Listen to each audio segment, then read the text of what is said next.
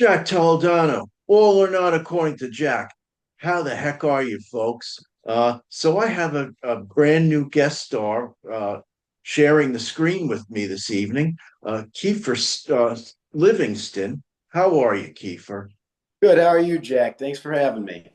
Oh, it is my pleasure. So I am down here for a few months, with my elderly parents in Daytona, Florida, and I was actually walking around what they call the Tanger's Outlet Mall, and Kiefer sent me an IM saying, "How would you like to do a video of why Eli Manning belongs in the Hall of Fame?" A video of that nature. And I thought about it for a minute. I'm like, that's a great topic. Why the hell not? So here we are. We are going to talk about it. But before we get into that, into the discussion, tell us a little bit about yourself, Kiefer. So, my name's Kiefer Livingston. Jack said that. I am from a freezing cold right now. What's that noise? Oh, for a freezing cold Dayton, Ohio, 45 minutes north of Cincinnati. So, I grew up a Cincinnati Bengals fan, a Cincinnati Reds fan. Shout out to Dr. Brad Stone from the Prague Corner for getting me or giving me this jersey, number 75. Devin Still from the Cincinnati Bengals. But the Okay, very Bengals nice. for the last forever. My entire well, yeah, they've been terrible for forever. So I had to have an NFC team.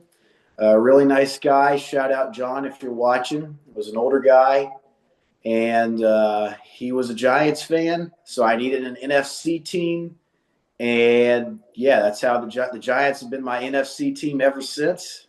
Nice hat. Um, Yeah. and I just kept thinking, why and you could say the same for Phil Simms too. He's not in the Hall either. But why is Eli Manning not in the Hall of Fame? And that's the question we seek to answer today. Okay. Well, so to start out, I was debating when to share this, but so maybe what I can do is I'll share this first. Uh, I have some statistics, and I am a regular user of Wikipedia, so I'm going to share Wikipedia with the group. So nope, where is it? There we go. So Kiefer and I can see this. So basically, you could see Eli started his career in 2004. I believe he was the backup to Kurt Warner when he started this. Was it Kurt Warner when he started the Yeah, season? yeah. So he only won one game that year. But as you can see, so 2005 was a great year for Eli. Unfortunately, they got to the postseason, but they lost that postseason, and I have a rivalry in my own family. My brother lives in the Charlotte, North Carolina area, and he became a Carolina Panthers fan, and Panthers shut them out that year, so that was a little bitter pill to swallow. So, so it and I what I did was I kind of analyzed this his record. So if you look at it closely, so of all those seasons, Eli had a winning season in seven of those years. He had losing seasons toward the back end of his career. You could see starting in 2013 for 3 years there. 2017, he really tailed off. Uh, one of those 2 years, he culminated in Ben McAdoo doing something really dumb and benching him and going with Geno Smith, which did not sit well in the New York media at all. Yeah, But anyway, I love go how ahead. Geno got traded to the Raiders from Seattle, and immediately after they traded him, Seattle went to the Super Bowl, and Yeah. Geno Smith and the Raiders got the first draft pick. Well, you know what? I'm thinking that's going to be another episode where I have to talk about the trials and tribulations of Sam Darnold and how he ascended from basically the depths of hell, being on the New York Jets, to now having a Super Bowl berth with the Seattle Seahawks, which is freaking That's phenomenal. Yeah, he's the first So quarterback ever from USC, Southern California, to start a Super Bowl. That's a now, crazy stat. Considering all the wow. quarterbacks, Carson But Palmer, what's his face from the Jets? Can't remember. Go so ahead. anyway, so the question is, does Eli Manning deserve to be in the Super Bowl? So if you look closely, his record is basically a 500 record, 117 and 117. And as I mentioned to Kiefer before we signed on here, if you look at his postseason stats, so basically the only 2 years he won games in the postseason were the 2 years that he drove to the Super Bowl and won those two Super Bowls. The other 4 years, so I mentioned they got shut out in 2005 by the Panthers. 2006, oh no, I'm sorry, 2008, they won the division and got the number one seed, but lost to my hated Philadelphia Eagles. Yeah, did not sit well with me. Yeah, at all. Sorry, Steve Yeah, Buckley. Steve's my buddy. He's a fellow Jethro Tull fan, and he and and Craig Kaminsky, both buddies of mine. They're both Eagles fans. So hi guys. Anyway, so if you look at his postseason record, he's 8-4, and he has won two Super Bowls.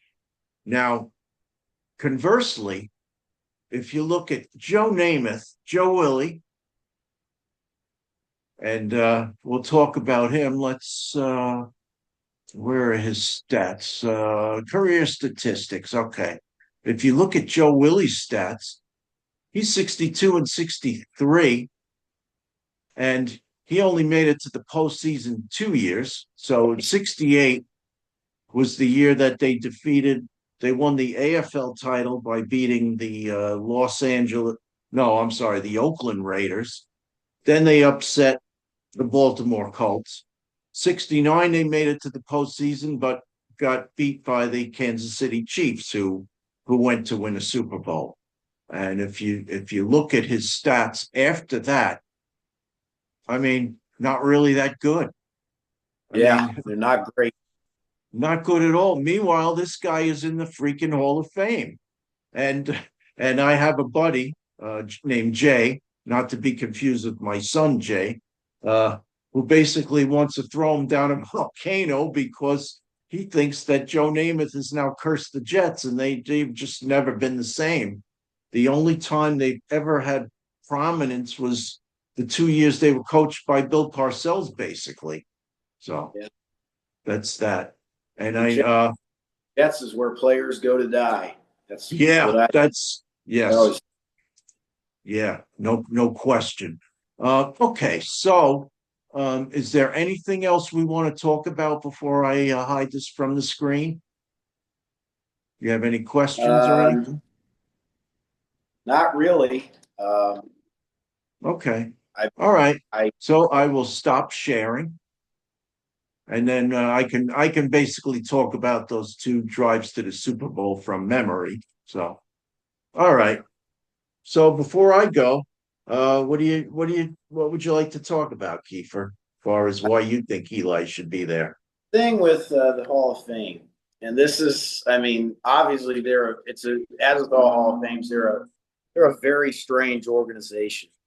Like just today, it got reported that Bill Belichick did not get voted in on first ballot because what's his face that used to own the Colts, Bill Polian or whatever, however you say his name, Yeah. convinced managed to convince voters that Bill Belichick didn't belong in because of Spygate and Deflategate.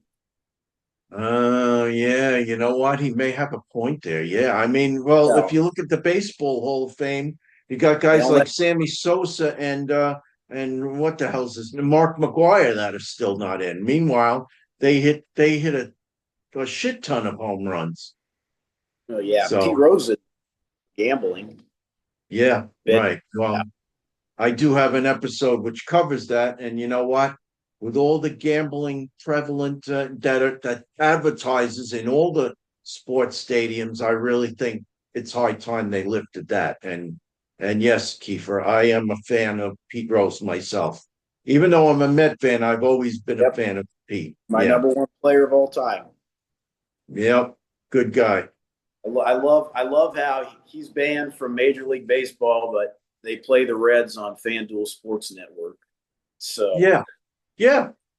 Um, I could talk about it now, but a former coworker of mine took me to a Met game at his expense, and you know what? I had to kind of watch my tongue that day. But we're walking through the Shea, or what they call the Shea Bridge at City Field, and we got stopped by somebody soliciting us to try and get us to basically get a FanDuel account. And you know what? I had all I can do to just keep polite. And I'm like, I'm sorry, ma'am. I just don't gamble. Are you sure? I'm like, yes, I don't gamble. Sorry.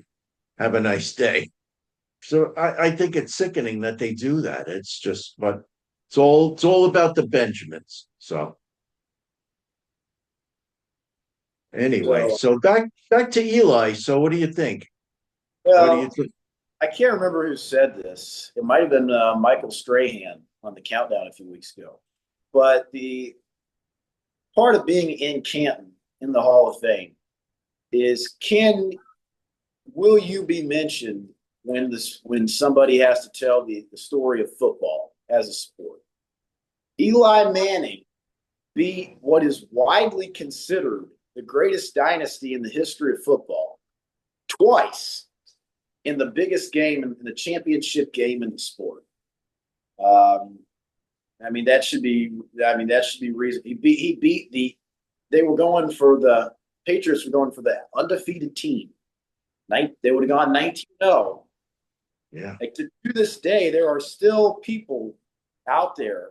A lot. I mean, I've heard this from like Dave Portnoy and all the Patriot super fans out there that they say we want to lose a game in the regular season just so we can go win the championship. yeah, Which right. like this idea that that having a loss is reportedly good started from the New York Giants beating the New England Patriots to the Super Bowl 42. Right. But another thing, the way I mean, none of these receivers he worked with are particularly outstanding. Like, I mean, across the board, and he managed to again bring them to two Super Bowls. And I rewatched Super Bowl 42, 2000, the 2007 season. Am I still Right. there? With yep. Yeah. Yeah. Yeah, the 2007 season, and just Ironically, that game took place on February 3rd of 2008, which is my wife's birthday. So so I got her a gag gift. I bought her an Eli Manning jersey and I put a bumper sticker on my front window, and she still to this day ridicules me for not taking that damn bumper sticker off the front window. yeah. Just a warning for any viewers out there: not this year, but next year, the Super Bowl will be on Valentine's Day. So plan ahead. Oh wow. Be Good Sunday, February. observation. Didn't know that. Plan ahead, people. But yeah, I Why? mean, I I was wonder just why that is. Did they push I the did they push it back a week? I don't. Well, I know that the I either one of two things: either they're going to an 18 game schedule, which I have heard about, Oh or wow. the college football schedule has moved a week ahead.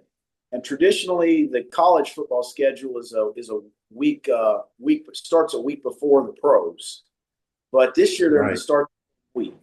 So I don't Interesting. know if they're doing it for that. But yeah, when I was watching Super Bowl 42 last night, the drives he used to just lead those guys on are incredible. I mean, he'd take a lot of time off the clock, and that's a really undervalued skill in the Right. sport. You're Which, talking earlier in the game, correct? well, yeah, but also like he could have. I mean, they could have. I mean, he could have. They could have done that helmet catch any point of that could have happened any point of the game. But Right. he along with Tom Coughlin used the clock effectively enough, gave Tom Brady what 35 seconds. I Uh-huh. mean, that game, Tom Brady was throwing out incompletions like they were candy. But Yeah. still, I mean, I mean, is this going to be a guy I tell my grandchildren about when and if I have them? Absolutely. I mean, how this Yeah. guy will be the greatest dynasty in the history of sports. Yeah. But I mean, there's arguments like people are saying his stats aren't great enough. I disagree. I mean, there's You know plenty of what? There are things that there are things that I think transcend stats. So let's take, for example, Dan Marino. Are you familiar with yeah, Dan Marino? yeah, Dan Marino. So we were kind of poking fun at the Jets where players' careers go to die. The Jets. And one of the things that I bring up in the last video that I had um was that basically what happened was uh you know what, I'm gonna pause for a second. Okay, so yeah, Kiefer just had a momentary lapse with his video, so I paused and we're back, but no commercials, thank God, knock on wood. But what was I talking about? Oh, Dan Marino. Dan Marino, who could have been drafted by the Jets, but there it's come forward that he had some questionable things happen during his college career that may have scared a few teams away. So the Jets instead drafted Ken O'Brien, which that didn't work out. But Dan Jose, Marino, go what's ahead. that? Go ahead. Finish your Dan story. Marino, early in his career, he made it to the Super Bowl, which they did not win. They never got back to the Super Bowl. We're talking about a great guy with padded stats, everything, and basically, uh, yeah, here's a guy who is in the Super Bowl, but he's only been to one and he didn't win. Whereas you have Eli Manning, who, yeah, so some of his years he had some mediocre stats, but I coached football, when I was younger and my son was younger. And I've always been of the belief that, you know what, you're only as good as your talent is. And that goes for a quarterback also. So if you looked earlier when I showed Eli stats toward the end of his Giants tenure, their team wasn't as good. You know, it's a cohesive unit. You got to have a good offensive line. You got to have some good receivers. You got to have some good running backs. I can see that Jackson Dart and company they are finally starting to put that together. They've got some good running backs. Hopefully Malik Neighbors comes back healthy next year. But you know what? I don't know if Wandale Robinson is the guy, but I think they need one or two other big receivers. Like look what the Giants look at what Eli had. He had Plexico Burris and Monty Toomer, guys that with big play ability, and that's what Yeah, you need. So, but yeah. The Giants could use the draft Carnell Tate out of Ohio State, and they'd have a really good receiver for it. yeah, well, Wouldn't you be really sweet. know your college football, which I don't. Yeah, but They just do that, tighten up their defense. I mean, I could see them shaking some ground in this next yeah. season. Well, And fingers with that, crossed that John Harbaugh picks a good defensive coordinator. Hopefully he has, but yeah, so anyway, getting back to Eli. So let me take you through the 2007 run to the postseason. So 2007, Christmas of 2007, my family and I, we decided in lieu of Christmas, we were going to take that money and we were going to go to the Bahamas, which we did, which was a great Christmas. But that very last day before we were going to get on a plane and go back home was that game that final regular season game between the Giants and the New England Patriots, where Coughlin decided we're going full out. We're going to try and beat these guys. We're going to try and not let them go undefeated. So I actually went and watched it in the sports book at the hotel we were staying in Nassau, Bahamas. So, but great game, but they didn't win. Next week they against the Tampa Bay Buccaneers. I knew they had a good chance of winning that game, which they did. The big game was the game where they had to go to Dallas, where they lost the first two games of the regular season. For them to go in, yeah, and when he threw that quick touchdown strike to Monty Toomer, you know what? And he kept them in the game. I knew that if he kept them in the game late, I didn't know if they would win, but I knew they had a chance, and they pulled through. They beat Dallas, and historically the Giants have always had a real tough time against Dallas. We've always been their doormat. But for us to go in there and win that freaking game against a one seed was just fantastic. So for me, Eli already had a legendary status. So then the next week they go into Green Bay where it's below zero weather, and everybody has visions of Tom Coughlin with the rosy red cheeks because it's what -5, -10, and for him to hang cold. in that game, what's that? It gets cold up there. I And spent a lot of time. Yeah, Eli I was, grew up in Mississippi, and he's not used to that kind of weather. For him to go in there and lead the team, and I knew if they didn't make too many stupid mistakes, they would win that game. And they made a couple bad ones, an interception, uh, uh, an interception that they got, but then they fumbled it right back. A couple of missed field goals, but yet they still won because he still kept them in the game. And and then of course New England at that point, I felt like we were playing with house money. I felt like even if they lose, if they keep it close and give a good showing, I'd be happy. But as Kiefer explained, that they basically did very similar to what they did in the 1990 Super Bowl, where they did some clock control to keep Tom Brady and his team off the field, which was great. And they were trailing 7-3 for a better part of the game until they both traded. Oh no, Giants scored two touchdowns in that last quarter. First one to David Tyree. Um, the Patriots second scored one. another touchdown, Yeah, and then and then there was the then there helmet kick. was the helmet catch, which Kiefer mentioned. Which you know what, I don't have to get into that. I thought that after that helmet catch, I'm like, oh, these guys have it. It's only a matter of time. They're going to do it.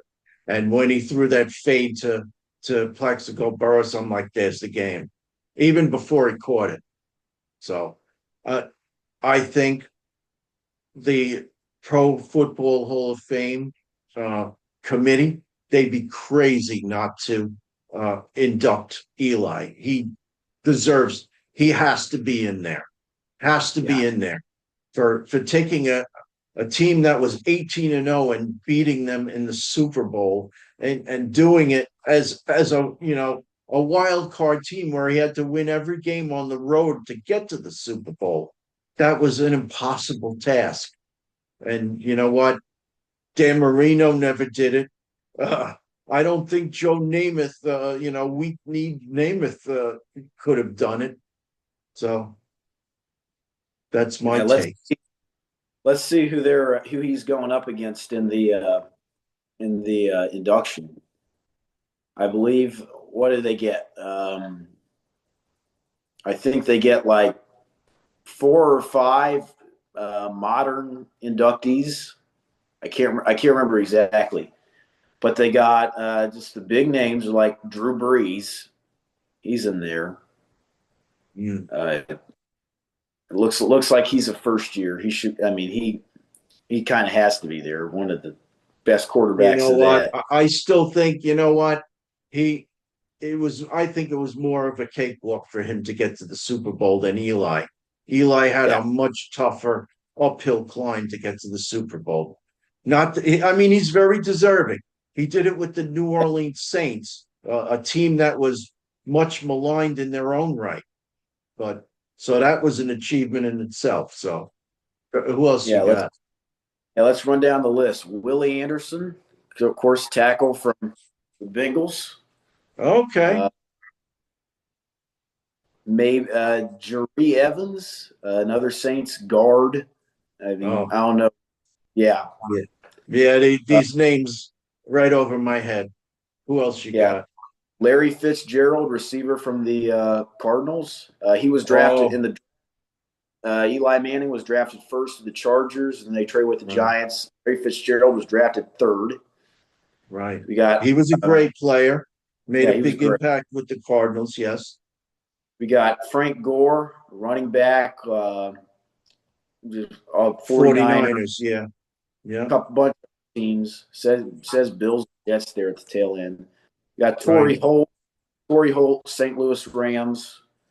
Luke Wow. Kuechly, linebacker from Carolina, the Panthers. Oh, He's kind Luke Kuechly. Yeah. Yeah. Yep. Yeah. he's Eli. kind of a local high school for St. Xavier High School down in Cincinnati. Right. So I we mean, have honestly, I think his best competition is Drew Brees and Larry Fitzgerald. I mean, to me, they're the top three. we got a couple other good ones here. We got Terrell Suggs, however you say his name, linebacker, defensive end for Baltimore, won the Super Bowl with them. The all-time highest, or the guy with the record for the all-time most points scored, Adam Vinatieri, Okay. kicker, won three Super Mhm. Bowls with New England, then got traded to Indy, won a Super Bowl there. Has like Wow. the only ever to have over 2,500 points scored, which is Yeah, insane. you know what? I could make a case for him, even though he's a kicker. I mean, very important position, but you know what? I would really hate to see Eli lose out to a kicker. As good as Adam Vinatieri was, but you And know what what? else we got? Reggie Wayne. We got Reggie Wayne from the receiver for the Colts Uh, for with Peyton. Kevin Williams, defensive tackle from Minnesota. Jason Witten, tight end with the Cowgirls. yep, yeah, yep. For Um, him, I know. Yep, yeah, he's been a yep, thorn in our side, no question. yeah, and a couple more. We got in the modern. We got Darren Woodson, another safety from the Cowgirls. Won a couple Super Bowls with them.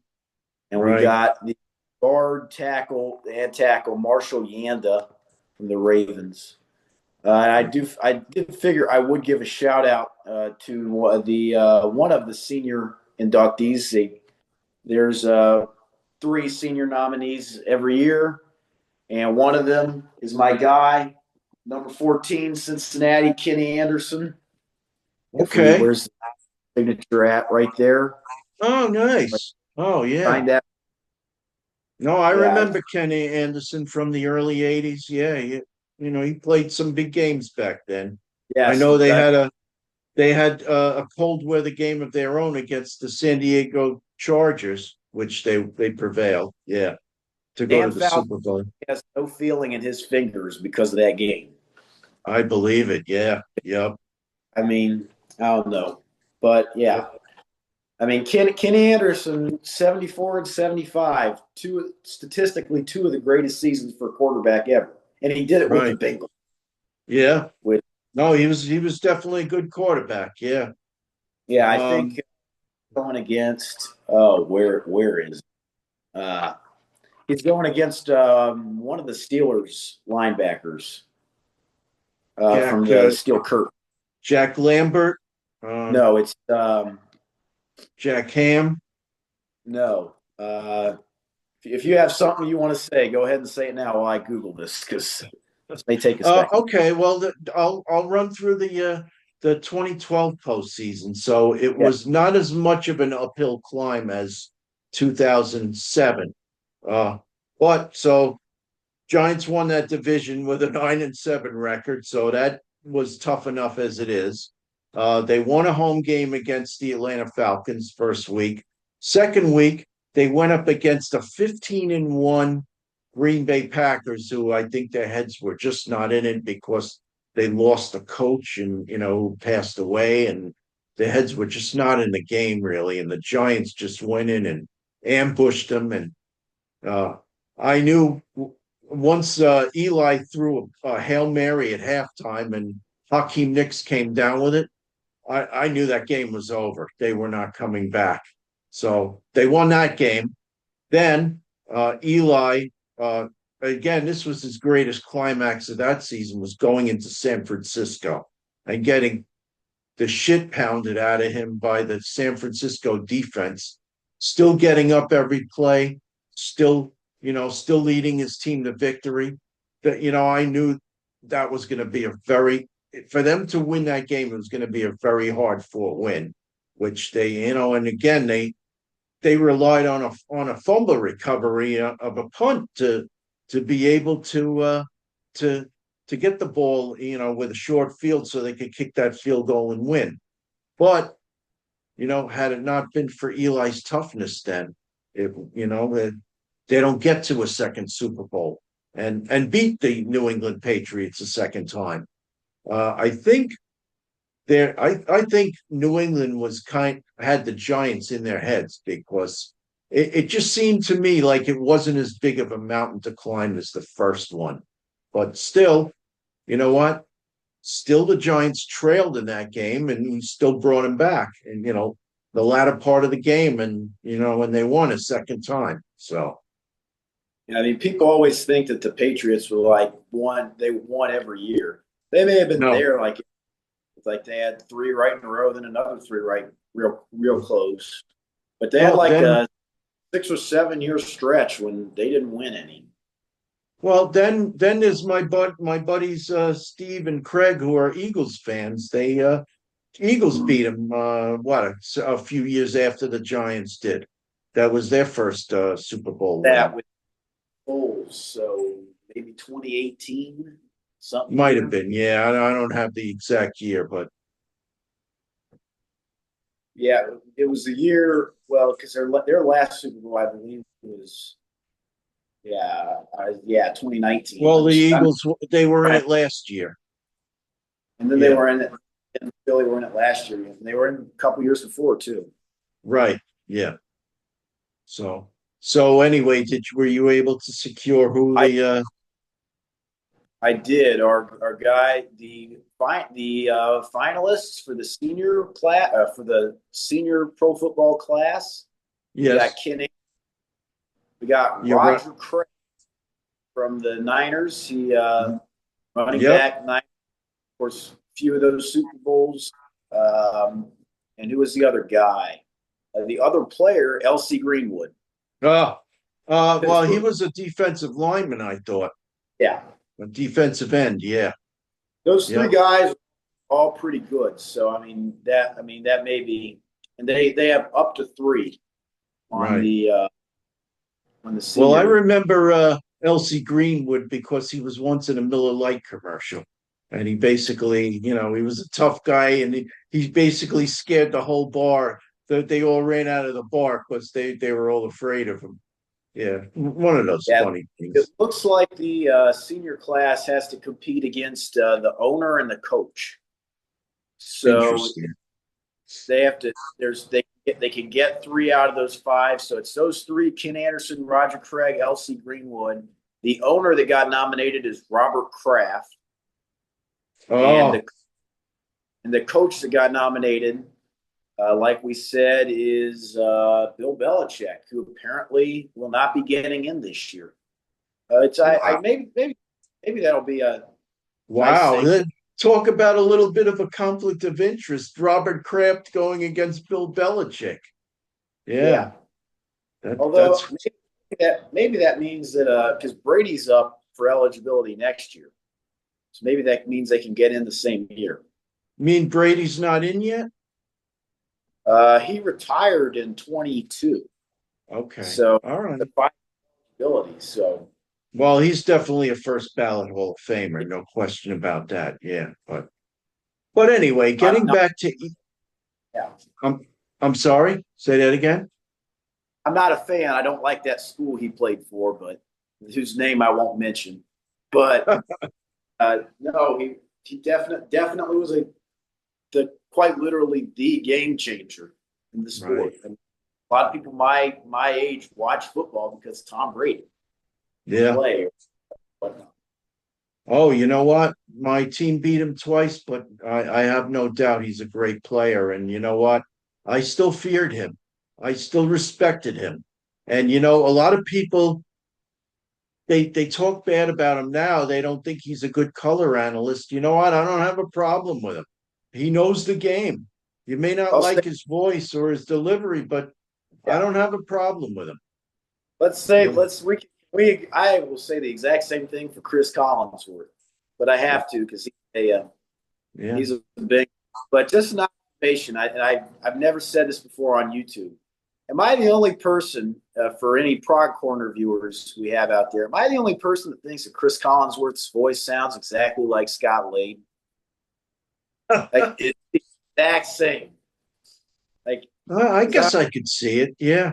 I, I was on the other day, and a couple times I was having Wi-Fi trouble, so he's cutting in and out, and I'm like, why is Chris Collinsworth on my panel?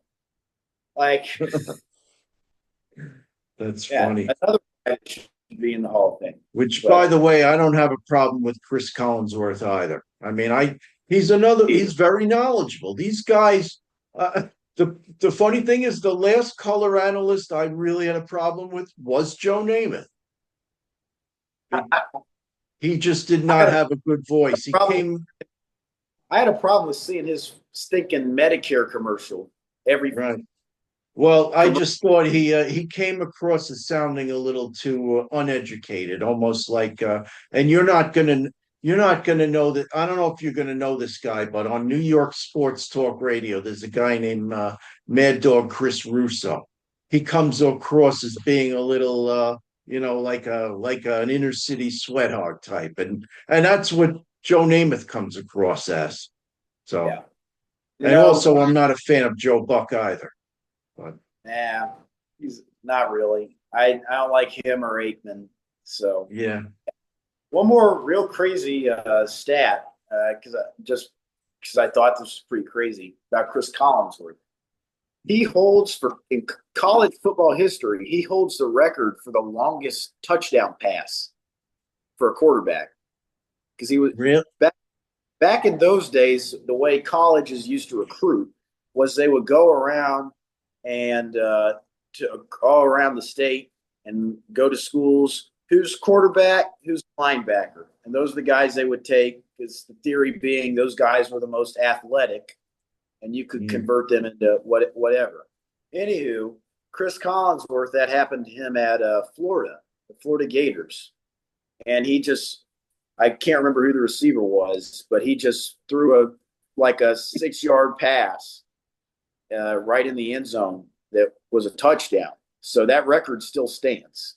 He got converted interesting. to he got converted to a receiver really quick, but that's a Right. that's a that's a Well, crazy because stat. then again, they had Ken Anderson. So that, Yeah, but yeah. yeah, Ken Anderson, that's a remarkable story too, because he wasn't even a Division I athlete.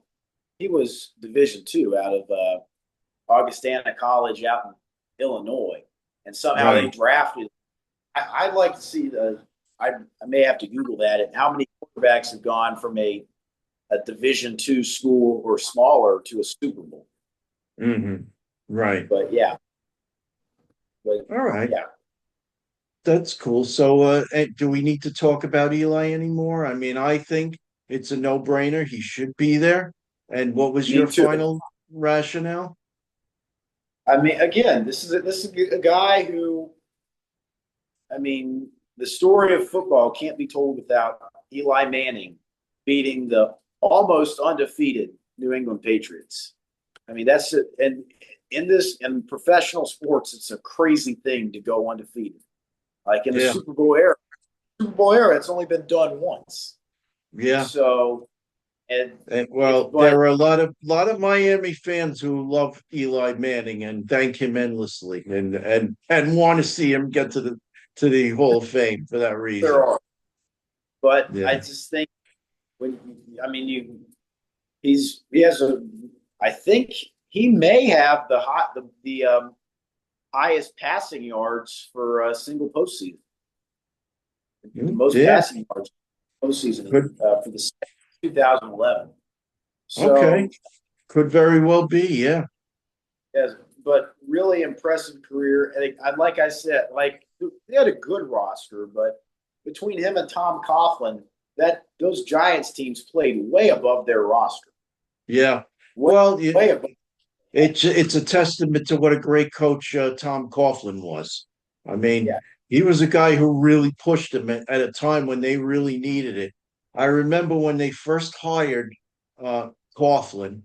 Uh, Somebody asked owner John Mara, "Do you think your players are nervous that they hired that you hired Tom Coughlin?" He's like, "I certainly hope so." Because yeah, yeah. I remember I read something the other day. I can't remember if it was from Mara or Coughlin about the year 2007 off season. Are you considering starting Eli Manning again this year? He's like, well, we'll see. Of course, they started out 0-2, but wound up winning the Super Bowl. yeah, So, yeah, I mean, yeah, he definitely there's just because being a Bengal fan and being a little selfish, I I tend to not be a fan of the franchise they call franchise quarterbacks.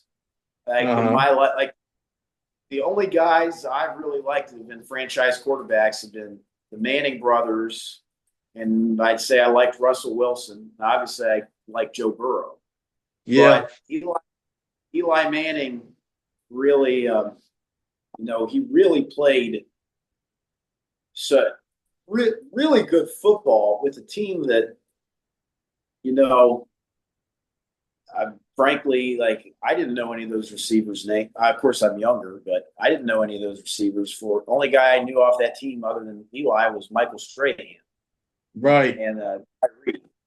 So But I can tell you, uh, I've been a Giant fan since the early '80s, and they back in those days they won with defense and a running game. So they never had any really high profile good receivers. I it wasn't until 2007 they had both Plexico Burris and they had what's his name Armani Toomer, Tyree, but David Tyree uh, was basically a number four.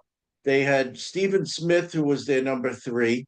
Now going to 2011, you know, everybody celebrates the helmet catch, but what they don't talk about as much is that catch that Mario Manningham made on the sidelines in 20 the 2011 Super Bowl in 2012, where basically his toes just touched in bounds. And it was such a perfect throw that Eli threw that only Mario could get to it. Yeah. So, I and mean, and that's what they've been missing the last few years, good receivers. yeah, and that's one more thing I forgot to mention about Eli Manning. One of the most beautiful throws ever. Like Yeah. he has an arm a great throw. Yeah. Like, I mean, obviously, they had a good run game against an elite Patriot defense both times. Yeah. Right. Yeah. Brandon And Jacobs and Ahmad like Bradshaw, they got it done. play with the helmet catch, he avoids 3 sacks. Yeah. Like against some of the like against Vrabel and some of the really great linebackers that era. And Yeah. he just 3 sacks, keeps on his feet, and Yeah. throws, and that Well, catch happens in the ball game. Well, when when Tyree came down with that catch, I just had a feeling inside me. I knew they were going to win at that point. Yeah. Yeah. So, but just to wrap things up a little bit, I talked about this in my last video, but this is a book that I literally just finished. It's called "The Men and Moments That Made New York Giants the Big 50." And this isn't just players. These are happenings that happened during the course of Giants history. I mean, there's great moments that there was the greatest game ever played against the Baltimore Colts back in the late 50s. There was Y.A. Tittle. There was Sam Huff. There was, uh, but then there were bad moments. There was the fumble or the miracle of the Meadowlands. But of course, there's the helmet catch. There's Eli Manning. There's a whole chapter on Eli. And then so now that I'm done with this book, I'm going to give it to my son-in-law George to read while I read this one, the the 50 greatest players in New York Giants history. And of course, there's my one of my idols, Mr. Lawrence Taylor. Yeah. Greatest So, defensive of all time. yep. Like Yes. when I'm just thinking about it right now. The other day I was thinking, who are the greatest players of all time? Which could be, I mean, that could be a future episode, but that's so broad. And I'm Yeah. thinking Jim Brown, Jerry Rice, Yeah. LT. That's pretty much it. I'd say I'd put Joe Montana up with them.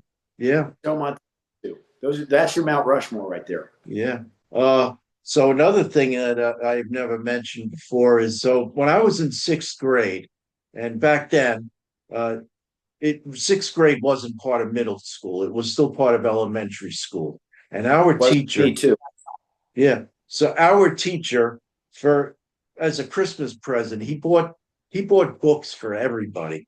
You know for all the girls in the class, he got some anonymous novel or love story or what have you. But for the boys, he got us this awesome freaking book, the greatest quarterbacks of all time.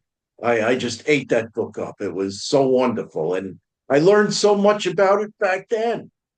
I mean, who knew that Terry Bradshaw was a reviled figure in Pittsburgh once upon a time before they finally came to prominence and won their first Super Bowl.